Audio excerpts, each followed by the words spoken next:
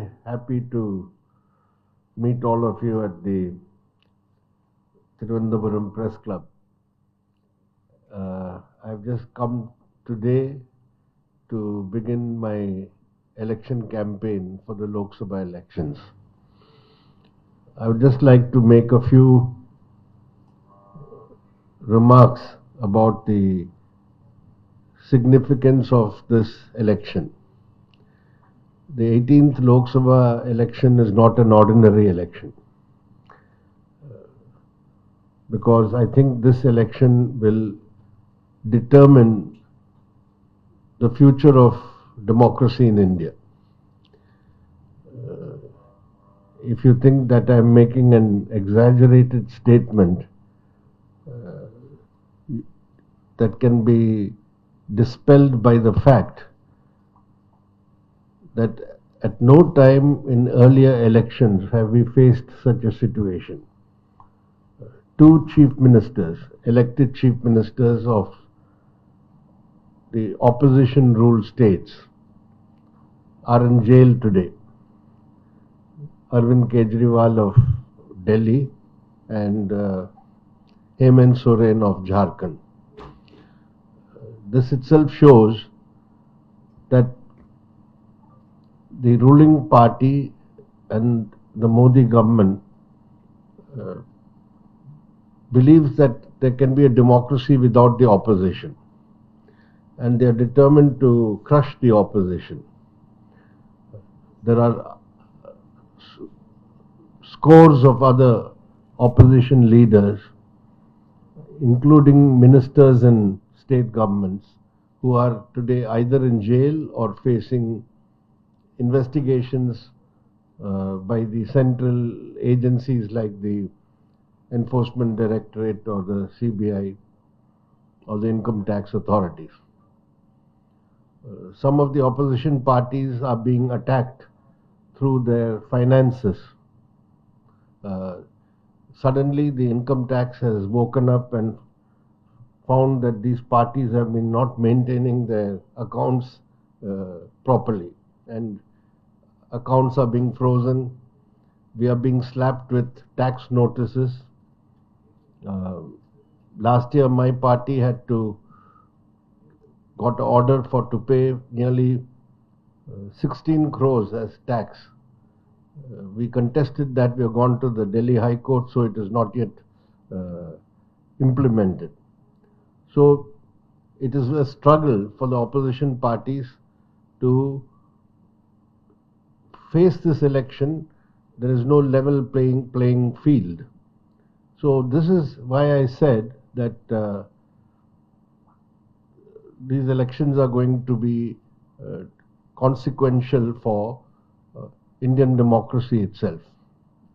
This is the first point I'd like to make. The second is that if you see the campaign being conducted by the BJP leadership, particularly the Prime Minister, Shri Narendra Modi, you'll find that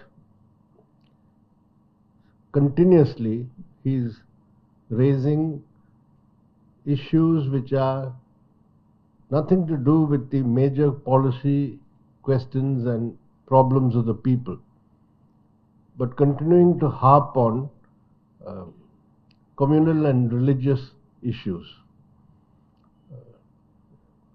I'm not sure what he will speak in Kerala. I'm told he's here today in Trivandrum. He changes his tune according to the states, I think, where he goes.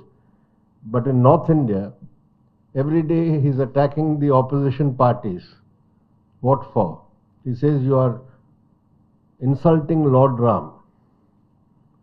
You are having a hatred for the Ram temple. You are people who are against Lord Ram. These are election speeches being made. There is the main leader of the ruling party and the Prime Minister of the country attacks the opposition, saying you are against a religious deity, you're against the temple, and that means they're rousing religious feelings or passions against the opposition parties. We have complained to the Election Commission about these speeches. But what I'm pointing out is that whatever the BJP says in its election manifesto, which they released yesterday, but the main theme today in most parts of the country is to create communal polarization, to rake up religious issues and target certain sections of the people and the opposition on these grounds.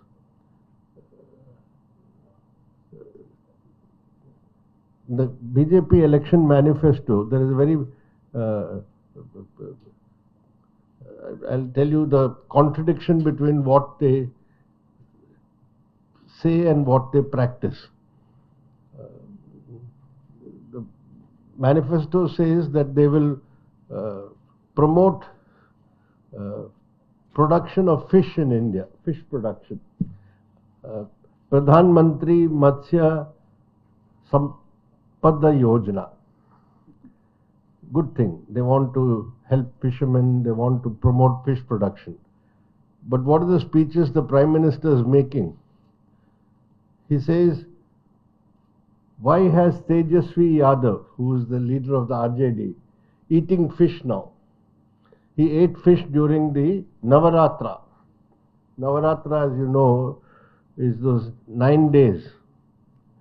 We have Navaratri in September, October, but there are some who also observe Navaratra or Navaratri in April, March, April. Now Tejasvi Yadav is shown eating a piece of fish. So he's saying he's doing a wrong thing. He's offending religious sentiments by eating fish.